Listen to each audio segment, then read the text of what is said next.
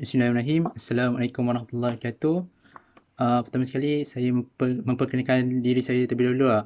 Nama saya Ahmad Hafizuddin bin Suhaib dan saya merupakan wakil daripada grup saya yang merupakan pelajar-pelajar jurusan Diploma Microbiology daripada UiTM Kuala Pilah Negeri Sembilan. Okey Encik, untuk tujuan temu bual kita pada ini, tujuan interview kita adalah sebenarnya dia untuk sebagai satu platform untuk membantu kumpulan kami dalam usaha kami untuk menyiapkan projek yang telah diberikan kami di bawah satu subjek yang bernama subjek itu Agricultural Microbiology. Okey. Okay. Untuk pengetahuan Cik, segala apa yang kita bincangkan, apa pendapat, input-input yang dikongsikan dalam temu bual ini, dia semuanya akan digunakan untuk tujuan projek itulah. Okey, untuk tajuk projek kami pula adalah Diagnosis of Plant Disease dan projek ini memberikan kami satu tugasan untuk melakukan sesi temu bual, sesi interview dengan mereka-mereka yang mempunyai pengalaman dan pengetahuan yang luas tentang bidang agriculture. Tak kisahlah sama ada mereka datang daripada sektor pertanian ataupun sektor perdagangan. Okey, sehubungan dengan itu juga saya ingin mengucapkan ribuan terima kasihlah kepada Encik Muhammad Nazrin bin Ahmad kerana sudi meluangkan masa untuk sesi temu bual ini. Okey, Okay. okey Encik. Sebelum kita berbincang tentang topik kita dengan lebih mendalam pada malam ini, bolehkah saya meminta Encik untuk memperkenalkan diri Encik terlebih dahulu, menceritakan sedikit detail-detail tentang diri Encik. Okay. Assalamualaikum. Nama saya Muhammad Nazrin bin Ahmad. Okey, Okay. Encik. Umur saya 29 tahun. Saya membesar di Keluang, lahir di Muar. Oh, Bekerja di PK Bakri, Tuan Peladang Kawasan Bakri. Dan jawatan saya di PK Bakri adalah sebagai pengurus perniagaan tani dan projek. Okay. Selain itu juga saya berkhidmat di PBK Bakri setakat ni lebih kurang 5 tahun lebih lah. Hampir okey. ke 6 tahun lah. Mana genap sampai bulan 4 ni 6 tahun lah. Okey. So setakat ni tu je lah kan. Tu je. Okey. Okey Encik, terima kasih di atas pengenalan diri Encik tadi. Okey Encik, untuk seterusnya sudikah Encik menceritakan kepada kami dengan lebih mendalam tentang apakah skop-skop kerja Encik sebagai pengurus perniagaan tani dan projek di Pertubuhan Peladang Kawasan Bakri. Okey, silakan Encik. Okay. Di antara skop kerja saya, kalau macam contohnya perniagaan tani ni lebih kepada penjualan input pertanian. Oh, Baja, racun, peralatan-peralatan pertanian. Itu dalam skop perniagaan tani lah. okey. Lepas tu kalau macam nak ikutkan daripada segi skop tu, macam sebagai saya ngurus perniagaan tani, saya hanya penyediaan bajet di awal tahun dan juga menguruskanlah segala keluaran dan kemasukan duit, jual dan beli, keluar Oh, masuk barang. okey, Saya okey. just kontak itu je lah, dengan promosi, carikan duit lah untuk sale input pertanian. Okey Encik. Okay, selain itu juga saya sebagai pengurus projek, saya setakat ni saya memegang dua tiga projek lah yang berkaitan dengan tanaman. Macam contohnya setakat ni saya projek tanaman fertigasi lebih kurang 6,500 pokok. Lepas tu projek tanaman di ZPM Cempelak lebih kurang 400 ekar. Kemudian yang lain-lain tu projek-projek fertigasi usahawan lah, di bawah-bawah usahawan. Okey Encik. Okay, dalam skop untuk pengurus projek pula, saya conduct satu projek. Conduct antara projeknya itulah untuk saya penyediaan bajet, keluaran dan kemasukan duit yang akan digunakan, cash flow lah. Oh, Maksudnya saya bajet dalam tempoh setahun tu, apa jenis tanaman saya kena buat, apa jenis peralatan yang nak pakai, apa benih, apa baja, semualah kita kena buat bajet lah permulaan. oh, Okay, kemudian saya biasanya akan setiap bulan kita akan membuat satu laporan bulanan untuk sentiasa hantar ke LPP lah, LPP negeri mengenai perkembangan projek, menghadiri mesyuarat. Lepas tu pemantauan projek, dari segi pemantauan projek pula, saya akan lakukan sentiasa lah, gantung pada situasi lah. okey. Selain tu je lah kot skopnya. Pengurusan kerja, keperluan ladang semualah kita uruskan lah sendiri. Oh, okey Encik. Okey, terima kasih Encik. Untuk soalan berikutnya Encik, bolehkah Encik berkongsi kepada kami sekiranya ada permasalahan yang berlaku ataupun permasalahan yang sering Encik hadapi sepanjang tempoh Encik bekerja sebagai pengurus perniagaan tani dan projek di Pertubuhan Peladang Kawasan Bakri? Okey, kalau macam contohnya dari segi permasalahan untuk perniagaan tani ni, setakat macam tak adalah apa sangat berbanding sekiranya macam nak ikutkan kalau macam dalam tahun ni berdasarkan daripada penurunan sale ke jualan input tanian sebab COVID kan, sebab Okey. tak berjalan. Itu je lah, kira macam penurunan jualan je lah, tak ada permasalahan lah yang lain. Kalau macam contoh daripada segi tanaman kalau macam projek ni saya fokus pada fertigasi Okey, antara permasalahan yang sering berlaku kalau contohnya kita membuat tanaman, satu adalah dari segi penyakit daripada pokok kan. Penyakit ni biasanya dari segi kulat, macam-macam kan. Tapi lepas tu serangan seperti macam aphid, whitefly, ulat, beluncur semua. Lepas tu yang ketiga kebiasaannya adalah dari segi cuaca lah. Macam sekarang ni cuaca musim hujan. So penyebaran penyakit cepat, kerja penyemburan racun tak dapat dijalankan. So pokok ada sikit masalah lah situ. Oh, Lain daripada tu yang keempat lebih kurang masalah pekerja lah. Sebab macam dari segi sekarang ni kita PKP, so pekerja Indonesia tak ada.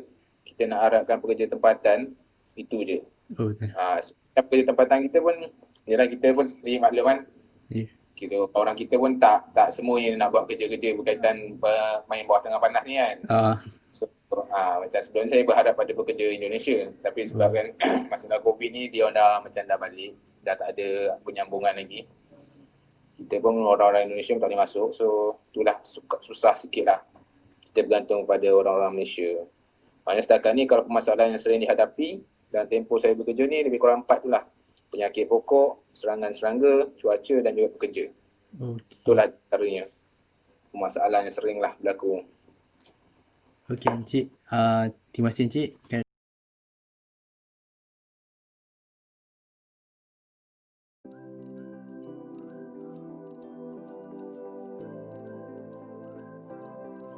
A plant disease is any abnormal condition that alters the appearance or function of a plant. It is a physiological process that affects some or all plant functions. Disease may also reduce yield and quality of harvested product. How to diagnose plant disease? Plant disease can be diagnosed by using signs and symptoms of the plant. A sign of plant disease is physical evidence of the pathogen. For example, fungal fruiting bodies are a sign of disease. And a symptom of plant disease is a visible effect of disease on the plant. Symptoms may include a detectable change in color, shape, or function of the plant as it responds to the pathogen. Here is the example of the plant diseases.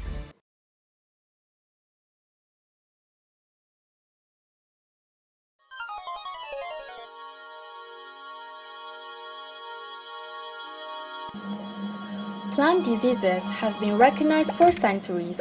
Aristotle, Plato's student, recorded plant diseases as early as 350 BC, and his colleague Theophrastus observed and speculated about diseases of cereals, legumes, and trees.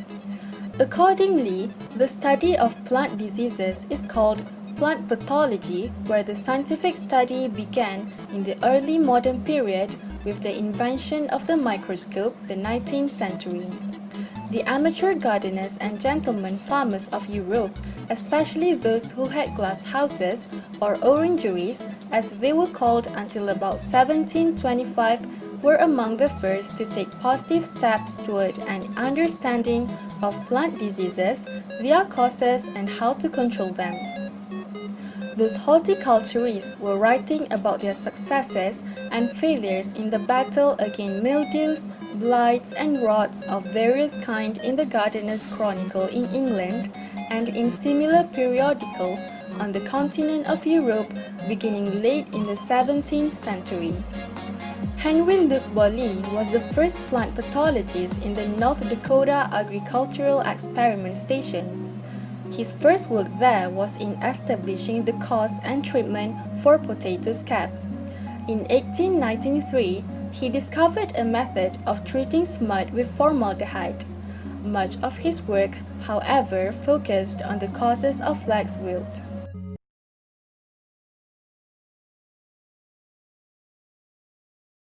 Terima kasih Encik untuk jawapan tadi. Okey, di sebalik semua permasalahan yang Encik sebut tadi, sama penyakit, pekerja dan semua itu, mungkin Encik boleh kongsikan juga kepada kami sebarang kaedah ataupun teknologi ataupun ada sebarang teknik yang Encik gunakan untuk menangani atau mencegah permasalahan tersebut daripada terus berlarutan. Okey, kalau contohnya kaedah teknologi ataupun teknik yang saya gunakan, kalau macam contohnya dari segi yang pertama tu adalah serangan penyakit. Penyakit pada pokok. Penyakit ni bermacam-macam lah daripada macam-macam faktor yang mengundang kepada penyakit tu. Tapi kebiasaannya daripada segi penyakit ni, penyakit pokok ni berpunca daripada masalah kulat lah, kulat dalaman. Okay, Kalau macam contohnya kebiasaannya kita boleh menjangkakan macam contohnya musim hujan bila nak datang. Kita boleh jangka tapi tak semestinya tepat. So kadang-kadang bila contohnya dari segi pencegahan awal tu kita dah macam biasalah kalau daripada anak benih tu kita dah standby kan untuk kuatkan anak antibody pokok lah dari segi penggunaan booster, penggunaan racun-racun organik lah pada anak semayan sebelum kita pindahkan kepada polybag. Itu kita untuk bila contohnya dia dah dipindahkan, contohnya dihadap dengan hujan yang melampau kan, serangan kulat, dia akan ada antibody yang kuat lah berbanding sebab kalau contohnya kita just tanam terus tak ada apa-apa ni, dia akan lagi mudah kena lah penyebaran dia tu. Betul lah. Selain daripada tu macam itulah yang saya buat ada pencegahan awal kalau macam dari segi anak benih. Kemudian selain tu pula saya akan gunakan macam contohnya vitamin-vitamin pokok lah, folia. Yang betul lah tadi yang saya cakap macam booster kan, booster organik atau chemical lah. Itu antara pencegahan untuk elak penyakit. Satu lagi kalau contoh kita bermain dengan fertigasi ni, kawalan air pada kemasukan dalam pokok kan. Dia kalau contohnya kita dah tambah air hujan campur dengan air daripada dripper tu, kalau kita tak kawal dia, so dia akan basah terlampau, mengundang kulat lah. Itu salah satu dah untuk pengawalan penyakit. Kemudian kalau dari segi serangga pula, saya biasanya guna jadual meracun. Dari segi jadual meracun, bila kita mulakan satu tanaman, kita dah kena pasti apa jenis serangga yang dia akan serang. Di antaranya lah, ataupun kita akan pakai pelekatnya kuning tu. So kita kena pasti serangga apa yang kita pakai. So apa serangga yang lekat, kita tahu apa racun yang perlu digunakan. Ataupun kalau contohnya macam saya, biasa sebelum ni saya buat terung. So saya dah tahu serangga apa yang akan datang. So kita dah boleh standby daripada awal. Okay. Benda tu kita untuk elakkan lah daripada serangan serangga lah. Lepas tu satu lagi dari segi penggunaan racun pula, racun serangga pula, saya akan bertukar-tukar lah. Tak menggunakan jenis yang sama dan juga kelas yang sama. Kita tak akan fully menggunakan chemical, kita tak akan fully menggunakan organik. Sebab kita bermain gas ni, kita mengeluarkan kos dan kita perlukan pulangan modal tu. Okay. So kalau kita baik sangat kita pakai organik sepenuhnya pun masak ya kan. Tu kita macam dari segitu jadual meracun lah. Jadual meracun yang saya buat. Lepas tu saya menggunakan bertukar jenis racun. Tapi saya utamakan organik lah berbanding chemical. Sebab kita peladang, kita di antara orang kata projek kita ni tumpuan kepada projek luar. Okay. So kalau kita utamakan chemical, so tak kenalah dengan kita punya industri sebenar kan. Tapi setakat ni racun yang berbahaya pada manusia tak pakai lah. Selain tu, Yang ketiga adalah cuaca. Cuaca ni kalau macam contohnya kaedah saya gunakan, saya menggunakan kaedah pembancuhan baja yang betul. Macam contohnya nak hujan, kalau musim hujan kita pekatkan lagi air baja. So tapi kawalan air lah kita tanam pokok. Lepas tu saya penggunaan racun kulat dalam drip yang untuk elak daripada penyakit kulat pada musim hujan. Itu je lah kot maksudnya kaedah ataupun teknik yang saya gunakan lah untuk mengelakkan pencegahan.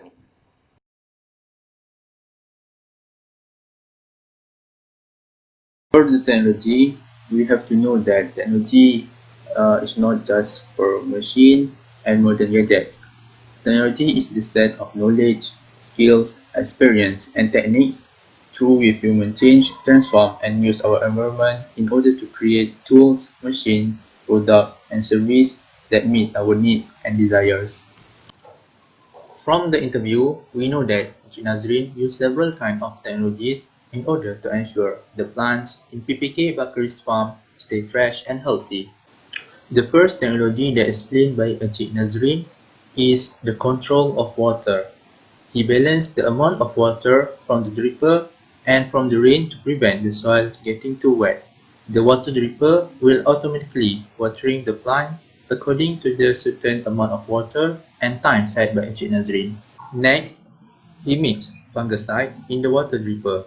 The purpose of this action is to prevent the growth of fungi and their spores. For the last technology explained by Encik Nazrin is he used various kinds of insecticides and sometimes combine the organic and the chemical insecticides. The purpose of his action is to prevent the insects from developing resistance towards the insecticides.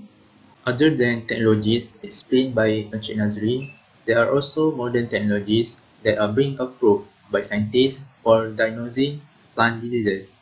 First, portable tag, introduced by researchers from North Carolina University, and the second one is Oxford Nanopore sequencing mini or NTM device introduced by scientists at Virginia Tech.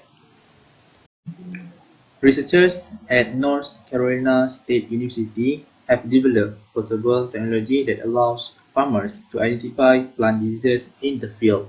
The handheld device, which is plugged into a smartphone, works by sampling the airborne volatile organic compounds that plants release through their leaves. All the plants release VOC as they breathe, but the type and the concentration of those VOC changes when a plant is affected by certain diseases. Here how this device works. If a farmer suspects that a plant may be diseased, he or she can take a leaf from the relevant plant and place it in a test tube. The test tube is then kept for at least 15 minutes to allow the relevant VOC to accumulate. After this incubation period, the cap is removed and the farmer uses a narrow plastic tube to pump the VOC-laden air into a reader device connected to a smartphone. The air is pumped into a chamber in the reader that contains a paper strip. By evaluating the resulting color pattern on the strip, the farmer can determine the nature of any plant disease that may be affecting the plant. For Oxford Nanopore sequencing mini or NTM device, scientists at Virginia Tech are taking advantage of genetic sequencing technologies by developing a way to apply these technologies for identifying diseases in crops. They did not just find out that the pathogen that causes the diseases in Virginia tomatoes belongs to the species of X. purpurans, but also identified which group of strains within the species it belongs to, although strain identification poses a serious challenge to scientists because strains can be difficult to distinguish from one and another. So, how this device works? First, we have to insert plant DNA into an Oxford Nanopore sequencing mini or NTM device. Then, the device will read the plant DNA. The last one is the species of bacteria and what group of strains the bacteria belong to will be determined. And that's all for the technology for diagnosing plant diseases. Let's move to the next part.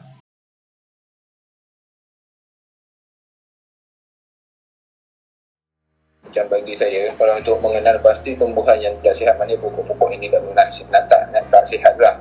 Maknanya satu, kita kena tengok daripada pemerhatian kepada pokok. Okey, satu kita tengok pokok, kita tengok perbandingan dia dengan pokok sebelah. Macam contohnya kita akan buat tanaman yang banyak kan. So kita akan bandingkan dengan tu sebab dia usia yang sama. Kalau pokok tu bermasalah, dia akan berbeza ketinggian.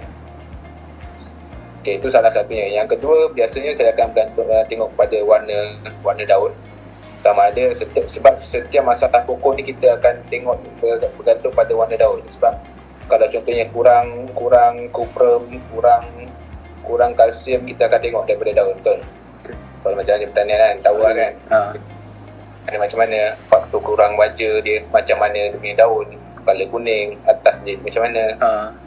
Antara satu kita untuk mengenal pasti pokok yang tidak sihat lah. Lepas tu kita tengok kekuatan batang dia lah. Dia jenis segi kekuatan batang dia, ada masalah ke, ada masalah pula. Kalau contohnya serangan rumput batang, kita akan tahu dia akan lebih ataupun dia akan keras kering di tengah. Satu. Selain tu juga, kalau contohnya kita nak tengok permasalahan pada pokok tu, pokok tu sama ada masalah tidak, kita tengok daripada segi keluaran hasil dia. Kalau contohnya dia dah berbuah lah. Kalau macamnya pokok sebelahnya kita tengok contohnya 3 biji buah tapi dia hanya mengeluarkan 1, so dia mesti ada masalah. Dan kualiti buah tu lah. Libat saya rasa tak adalah, yang biasanya pun bekerja je lah. Kalau macam contohnya pokok yang bermasalah, kita nak buat apa, kita bagi arahan kat dia lah. So, from the interview's video, it can be said that Encik Narsin's company practice and observation skills in identifying whether the plant have a disease or not. This is mainly done by their general worker. One of their way in observing the plant's condition is by comparing 2 of the same plants, which one of them is the standard of what a healthy plant should be. The comparison is based on the appearances of the host plant, the number and quality of crops produced. That is indeed one of the required steps in diagnosing of plant disease, as one should know what is the normal characteristic of the host plants observed. Now, let's get into more details about the required steps in diagnosing of plant disease.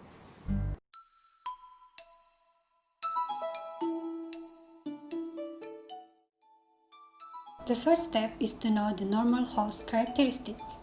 We have to know what is the normal healthy plant should look like, because some has unusual characteristic that may look like they have a plant disease but actually not. Take a look at the picture shown. It looks like it have a symptoms of a plant disease, but the white and green vegetation is actually normally occurring on the plants. Next is to look for symptoms or signs. We need to determine what symptoms occurring on the plants and look for evidence of any signs of pathogen. This will help us to know whether it is living pathogen or environmental factor that caused the plant disease. The symptoms are defined as the visible response of a plant to a causal agent over time. The pictures are few examples of the symptoms of plants. Whereas signs are defined as the pathogen or its part that's seen on a host plant. It is also an observable structure of agent that cause the disease. So, if we saw a fungal spores or insects on plants, that means it is a sign of the plant disease. Timing of symptoms is also very important in diagnosis of plant disease. The sudden appearances of plant disease within days and couple of weeks, and there is no additional spread with nutritional deficiencies over time, is usually caused by environmental factors. On the other hand, a slow occurring plant disease within several days, weeks, months or years and develop additional spread may be caused by the pathogen. Last but not least is to look for patterns on your host plants. Let's take a look at the picture. There are uniform color disorientation of the maple tree, and this is a drought symptoms. This means that the maple tree have a disorder and it is caused by a biotic factor. You also need to observe where particular part of the plant that symptoms occur. The symptoms can be one-sided or can be at the top and bottom of the leaf, and can also be scattered around the areas of the leaf. The patterns may also be seen on the landscape. Further research in laboratories are recommended as it can give more accurate results in identifying the plant disease.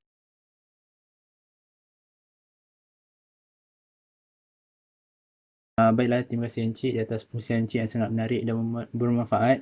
Sebelum kita mengakhiri sesi timbul kita pada hari ini, sekiranya benda ini tidak mengganggu privasi atau tidak mengganggu keselesaan Encik, sudahkah Encik berkongsi kepada kami kadar pendapatan ataupun bayaran yang Encik terima setiap bulan dan tahap kepuasan Encik sepanjang Encik memegang jawatan sebagai pengurus perniagaan tani dan projek di Pertubuhan Peladang Kawasan Bakri? Oh, kalau gaji sebab macam gaji ni, saya dah ada dalam Pertubuhan Peladang Kawasan ni, jawatannya sebagai kebiasaannya kalau macam contoh gaji, sebab saya sebenarnya berkhidmat sebagai lembaga Pertubuhan Peladang. Penolong pegawai saya di 29. Saya ni dipinjamkan daripada LPP ke Pertubuhan Peladang untuk memajukan peladang. Itu semua peladang lah macam itu. Saya ada pekerja lantikan kerajaan, so dipindahkan ke PPK untuk menjalankan projek di situ. So biasanya kalau anggaran, saya boleh bagi anggaran. Anggaran boleh. Tetap lah. Boleh anggaran. Jadi biasa kalau contohnya untuk grade E29 ni kebiasaannya bermula daripada 2,200 masih. 1,200 hingga 5,000 something lah. Itu gaji lah. Tapi sebab kita adalah lantikan daripada kerajaan, kalau macam contohnya daripada lantikan PPK sendiri untuk pengurus, biasanya gajinya 2,000 hingga 2,500 rasanya. Okay. Taruhnya. Bagaimana pula dengan tahap kepuasan Encik dalam memegang jawatan tersebut? Kepuasan Kepuasan. Okey, setakat ni kalau macam tengok dari segi projek-projek yang saya pegang, dia kepuasan memang puas. Tapi sebab A to Z kita handle, tapi kita nak sikit lah. Tapi dari segi kepuasan memang bagus lah untuk pengalaman hidup. So kata kita boleh, sebab kita akan berpindah ke PPK lain, kita akan menjalankan projek-projek lain pula dia punya cabaran dia. So dekat PPK Bakri ni saya belajar mengenai tanaman, macam-macam tanaman sayuran. Kita ada nenas, kita ada jagung, macam-macam. So kat situ saya belajarlah sikit-sikit. Maksudnya orang kata tahap, kalau nak ikutkan tahap kepuasan tu memang puas lah. Okey lah setakat ni. Kalau selagi diperlukan berkhidmat di situ kan. Kalau contohnya sebab kita pegawai kerajaan, kita akan berpindah kan. Sentiasa berpindah tempat. Setakat ni sampai 6 tahun kat situ, so puas lah. Okey Cik. Okey, baiklah Cik. Maka dengan berakhirnya soalan tadi, maka berakhirlah sesi temu kita pada hari ini.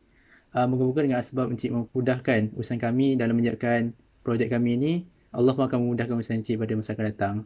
Okay. Ya Allah. Okey, akhir sekali saya mengucapkan terima kasih sekali lagi kepada Encik kerana sudi meluangkan masa untuk sesi temu ini. Terima kasih. Alright. Okay, sama. Okay, Cik. Okay, Assalamualaikum Cik. Okay, Assalamualaikum.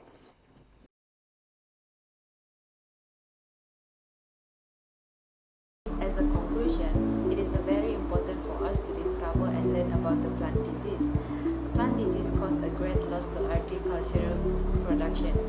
This is why we need to continue studying of the plant disease to identify the positive agent and innovate some new technology to help the farmers or anyone involved in industry to reduce the plant growth at the same time increase the productivity. We can also practice the genetic molecular engineering into the agricultural field. Numerous ways have existed to modify plants genetically. Some benefits of genetic engineering in agricultural are increased crop yields, reduced cost for food and drug production, reduced need for pesticide, enhanced nutrient composition and food quality, and also resistant to pests and disease. Farmers and consumers will be the major beneficiary of the improved economic productivity that should keep farmers